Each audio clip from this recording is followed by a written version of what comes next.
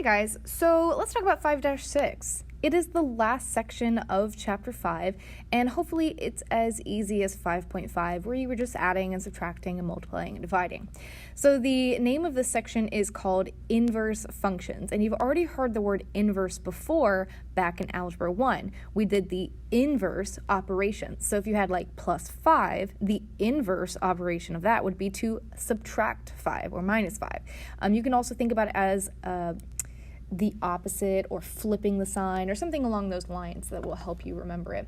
So I have these two pictures on the screen for you, and hopefully you can see that these are actually inverses of each other. If I were to draw an imaginary line diagonally through my origin, which is usually where it's from, then I'm trying to make it as straight as possible, then I can see that the red line is sort of curved up here, right? And if I were to draw the same imaginary line through the origin at the same slope, then I can see that it has flipped, right? The red line has flipped, and now it is below my imaginary line, okay? Sometimes it's a little bit easier if we put everything together, or if we just focus at linear functions. So let's look at this one. Okay, so here we have the green is our point of reflection, if you will. It's our line of reflection where I'm going to flip, right? Because it's an inverse. Inverse means to flip it. I'm going to flip my blue line around, and it's now going to become that red dotted line. And it even has the words for you, right? So they give you the original problem, all right? This is what it originally looks like. And then you flip it over, right? And it becomes the inverse. All right, so that's just something I wanted to show you really fast. And I also wanted to show you, let me find it. Here it is. So I just wanted to show you that not only can you look at it visually as it being flipped, it's the inverse, but you could actually also look at the ordered pairs. So I have the ordered pairs for this particular one right here. Normally it is 4, 0, and then -3, 2, and these can obviously be different numbers, but in this particular example, that's what these ordered pairs are. This is my original. I'll put original. I struggle with spelling, but it's okay. So these are my original. In my inverse, right, remember, think about it as flipping, the two numbers are going to flip. So instead of it being -4, 0, it's now 0, -4, and that's what we see right here. And then these two flip, the -3 and the +2. So now it'll say 2, -3, which is what I have right here. All right. So in your homework towards the end, they're going to give you XY charts just like this down here.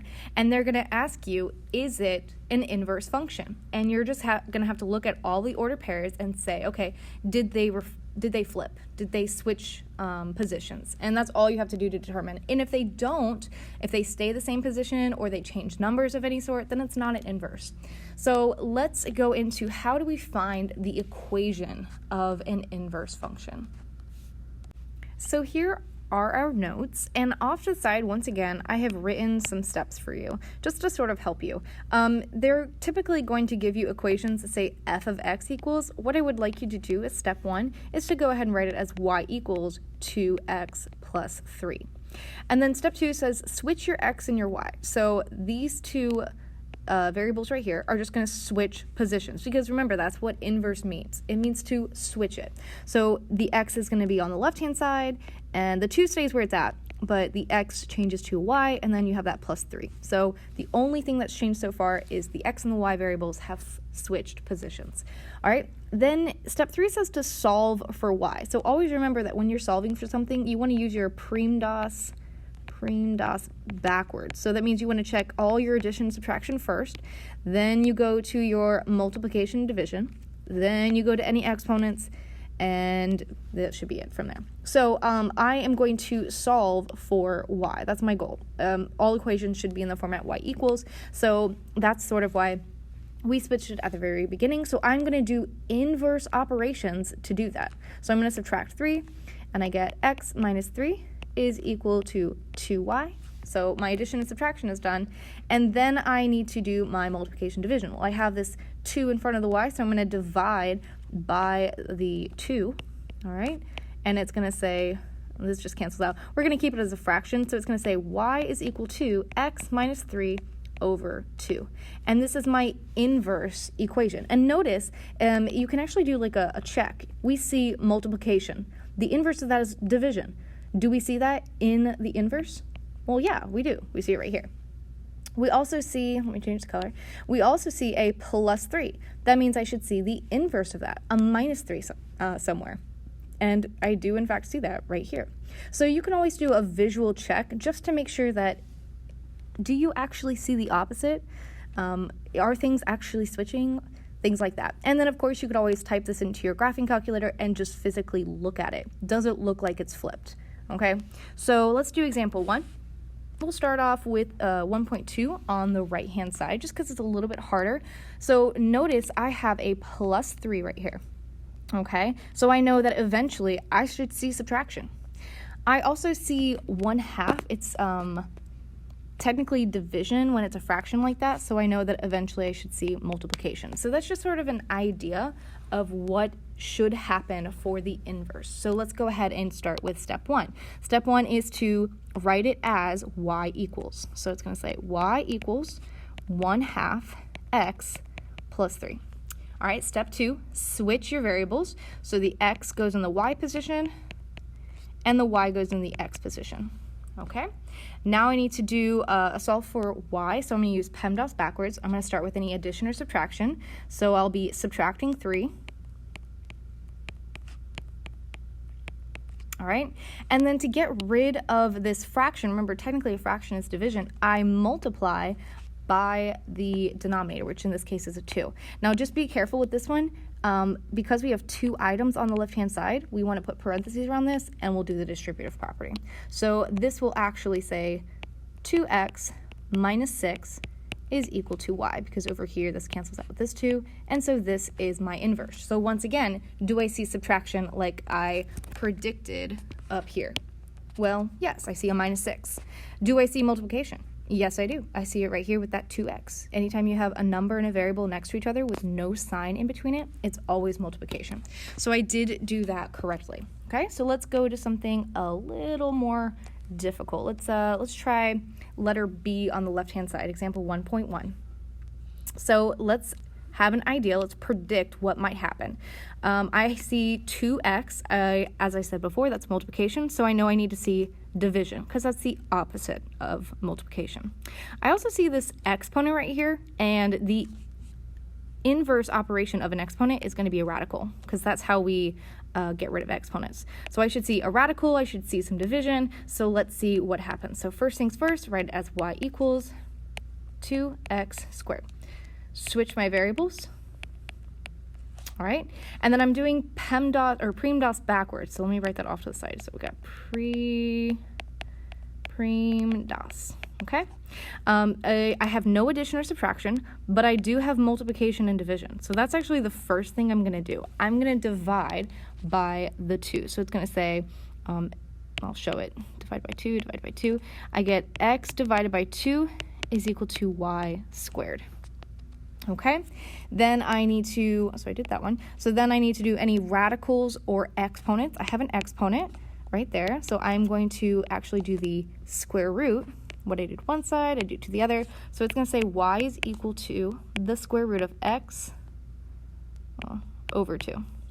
Technically, we're not allowed to have it like that, but I'll let it slide right now. It's not a huge deal. I'll go back and double check your answers on your homework, so it's okay if you leave it like this.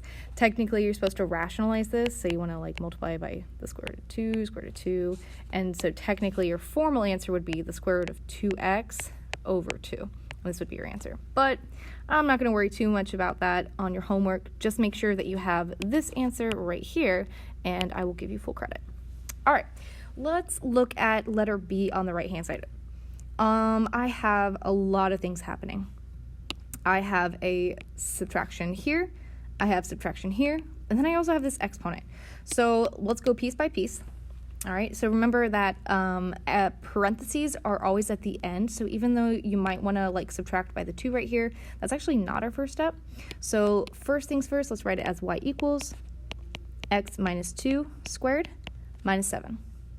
flip our variables, y minus 2 squared minus 7, and we will go ahead and get started. So I'm going to add the 7, all right, because remember the p for PREMDAS is at the very top, so it's actually the last thing I have to worry about. So I'm concerned about that subtraction on the outside of my parentheses. So I add that over, and I get y minus 2 squared. Now, I don't have any multiplication or division, but I do have an exponent. So I'm actually going to take the square root of both sides, okay? So it's going to say, and I'll put my work up here, the square root of x plus 7 is equal to y minus 2. And the reason why the parentheses disappeared is because I just got rid of that exponent, so there's no need for me to have any of that parentheses. So now the last thing I have to do to isolate the y is to add the 2. Now the question is, am I allowed to add it to this? Well, the answer is no. Please don't do that. Remember, you can only go inside of a radical if you're already a part of that world. So if I had another radical, then okay, fine. But that's not what this says. It just says a plus 2. And the other one is the square root of x plus 7. So I can't actually add it to that, but I can set them next to each other and just call it a day. And I'll actually put it in front. Let's put this up here. I'll get rid of that plus. It's a positive 2. And technically, it's going to be positive or negative. There we go. Square root of x plus 7, because I took the square root of a variable, and it's equal to y. And so this is my final answer. I will say that if you are trying to check this on your calculator, you'll have to write both of these equations separately, 2 plus x plus 7, and then 2 minus x plus 7. And that will show you your picture. I think for this one, it looks like this. And then when you do it on the calculator, it looks like this, something like that. Anyway, so hopefully that's helpful. Let's do a couple more just to make sure we've got this. So 1.1c on the left-hand side, we have a couple of things happening. Notice that we have this minus 1, understood minus 1 right here. Again, it's a number by a variable, and so that's multiplication. So I should eventually see division of some sort. I also have this exponent, so that means I need to see a radical. And I have this plus sign, which means I need to see subtraction of some sort. So first things first, y equals negative x cubed plus 3. Switch your variables. And then start with PEMDAS or PREMDAS backwards. PREMDAS. Okay, so I have addition, so I need to subtract that. It's going to say x minus 3 is equal to negative y cubed. And then even though it's a little hard to see, I do have an understood one right here, as I mentioned before, and that is multiplication. So I'm actually going to divide everything by a negative 1. All right, so make sure when you do this, you go to each item. That's really common for people to forget. You want to go to every single item on the left-hand side. And so this is actually going to say a negative x plus 3, because it's a negative, this is an understood positive 1. Positive divided by a negative is a negative. A negative divided by a negative is a positive. So this is going to equal to y cubed. All right, and then I should do my last step, which is deal with the exponent by taking the cube root. Take the cube root. So it's going to say y is equal to the cube root of negative x plus 3. And I don't have to put positive or negative because my index is odd. Remember, you only put that positive or negative when the index is even. So this is actually my inverse. There is one thing I forgot to mention, and that is typically, I think that's step 4. I forgot to put that, but it's okay. On the picture that I showed you at the very beginning, it showed this annotation. This annotation is just the math way of writing inverse. Don't ask me why the negative 1 is considered an inverse, but whatever, here we are. I tend to write my answers like this, but I don't think the textbook does. I'll have to double check that later. But sometimes it'll be read as f of negative 1 is equal to the cube root of negative x plus 3. And these mean the exact same thing, so please don't think that they are different in any way, shape, or form. They mean the same thing. Sometimes math just likes to be fancy. All right, let's do one more with the letter C. Let's see the other letter C. So let's do our little prediction really fast. I see multiplication, so the opposite of that is division. I see an exponent, so the opposite of that is a radical. And I see subtraction. So the opposite of that is addition. So let's go ahead and get started. Y equals 2x to the 4th power minus 5. Switch my variables to y to the 4th minus 5. And let's get started with PEMDAS backwards. So I'll do my addition first. X plus 5 is equal to 2y to the 4th. I need to then move up to multiplication division. In this particular case, it's going to be divided by 2.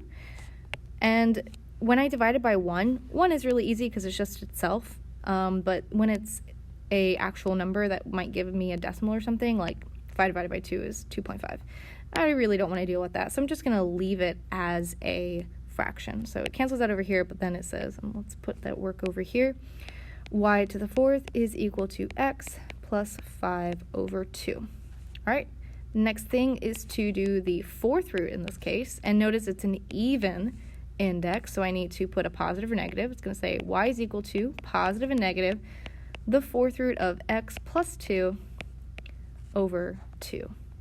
And this is my answer. Again, if you want to get fancy, you can write it in this annotation. Positive or negative 4th root of x plus 5 over 2. All right, let's finish up with letter D.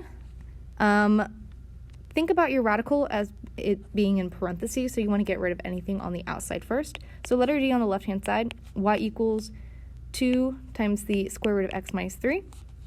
I have multiplication right here, so I need to do the opposite of that and divide. So it's going to say, oh, sorry, I forgot to switch my variables. Let's do that first. There we go. So I'm going to divide by 2, and I get x over 2 is equal to the square root of y minus 3. All right, now to get rid of that radical, I'm going to square. Now, I have a monomial on the left-hand side. Can I do the distributive property with an exponent and a monomial? Please say yes. Okay, if you said yes, you are correct. I'm going to distribute to each one of these, and it's going to say, let's put my work up here, x squared over 4, because 2 squared is 4. And that is going to be equal to y minus 3. Let's add the 3, and I get x squared over 4 plus 3 is equal to y. And this is my answer. All right. I think that's enough practice for that. Just wanted to make sure that you guys are understanding and following with that. So let's jump down to example 2, which is the last little portion. It's for inverse functions. It's very much the same thing. You write it as y equals, switch your x and your y, and then you follow PEMDAS backwards, adding and subtracting first, then dealing with multiplication, division, radicals and exponents, which sometimes lead to more addition and subtraction, and then you can either write it as y equals or f of negative 1 equals. It doesn't really matter to me.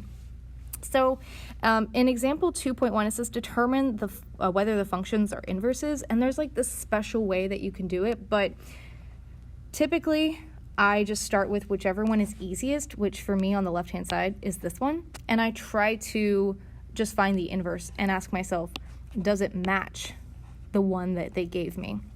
Because it's just a lot easier. So I'm going to take my f of x, and I'm going to say, all right, this is y equals 2x minus 9. Let's switch the variables. That's a y. All right. I'm going to start with addition and subtraction. So it's going to say x plus 9 is equal to 2y. And then I'm going to divide by my 2. And it's now going to say y equals x plus 9 over 2. So it's actually very close with this one up here, but it's not 100% the same. Remember, when you're dividing by something, it has to divide everything, not just the x, but the 9 as well, which is why this is actually the correct answer.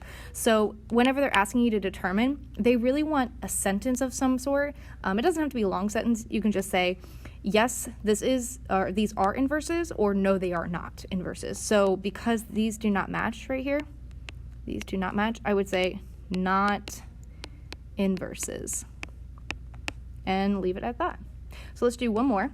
The easiest one that I see is the bottom one this time. So I'm going to write it as y equals. I'm going to switch my variables, and then I'm going to solve it or find the inverse of it. So I'll subtract the 3.